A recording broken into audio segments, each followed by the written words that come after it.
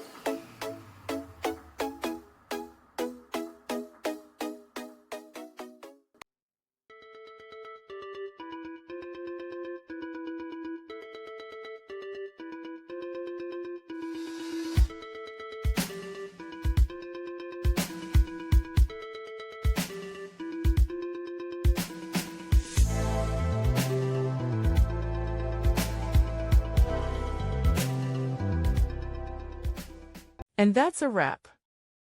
I hope you found the answer you were looking for. If you did, take a second to hit that subscribe button. It really helps out. And let me know in the comments which solution worked best for you. See you next time in the debug zone.